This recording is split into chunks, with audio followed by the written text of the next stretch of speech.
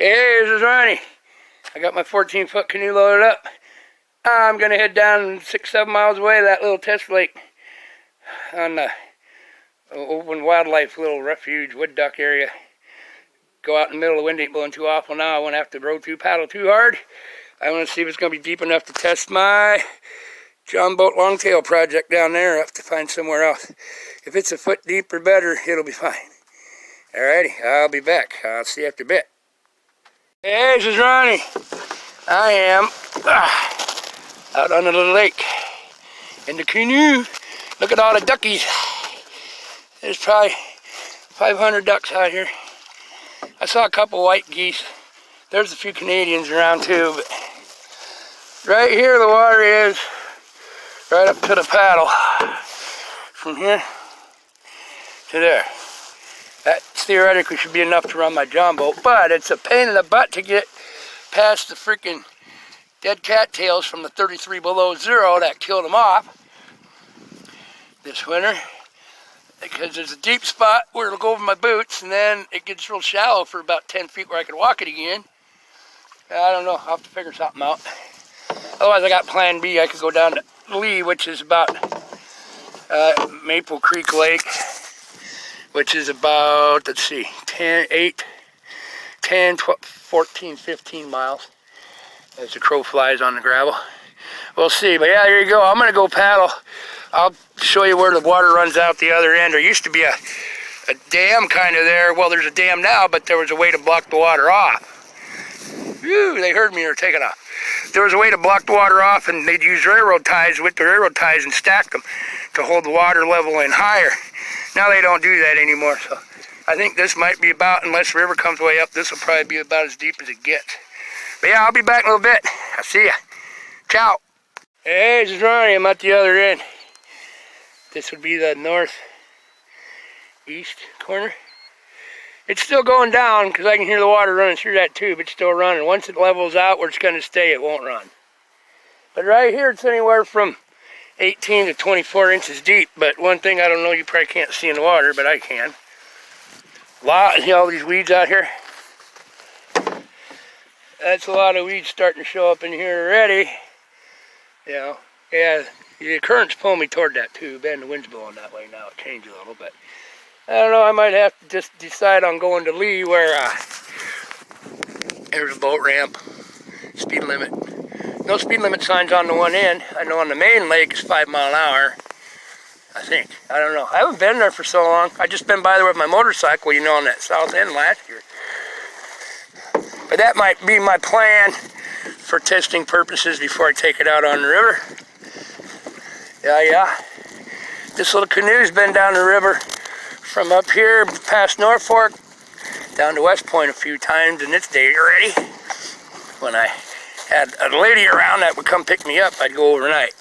So I'm getting my John boat. I'd go by myself, upriver or downriver, and I can get back to my ride, eh?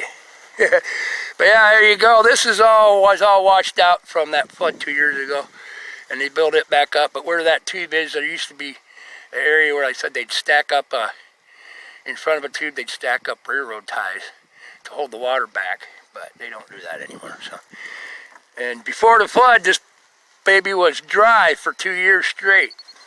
I don't think these weeds are remnants of that, and there is a lot of mossy stuff and seaweed growing already down here in the bottom spots too. Silty mud bottom, sand a little bit, but yeah, anywhere from 18 to 24 inches deep. It'd work, but I don't know if I want to have to try to fight getting in and out of here. If I could get back in here close to the edge where it'd be easy to get my boat in. Yeah, that's it. I don't want to mess anything up trying to get in the water to test it. But yeah, there you go, man. I'm gonna stop videoing here now, and then I'm gonna start up here at this corner. I'm gonna paddle all the way back to where I was at, and I'm just gonna turn on my speedometer thing, and I want to see. I'm thinking it's at least 1/4 mile, if not a little more, from this corner up here. You know, and if I go through the middle and back, I'll let you know. Cool breeze, man. Peace, love, have a heart. I will be back. I'll see you in a little bit. Ciao. Hey, this is Ronnie. How's it going? I'm back. Yeah, that's kind of a pain pushing through them weeds and junk down here. I said it's gets to about, I don't know, 2 feet deep there in the middle of them weeds. And then you beach right toward there, and then it drops back off. So it's kind of a bite getting across that. But the distance from the far point over to here is 4/10 of a mile. So there you go. The wind's just blowing a little bit, so I didn't have to paddle very hard. And I was paddling an average of 2 to 3 miles an hour. So that's pretty cool. But one thing, where that tube is that I showed you, there is a block in front of that tube. Looks like it's set up about 2 feet high. So that's where I heard the water was running over.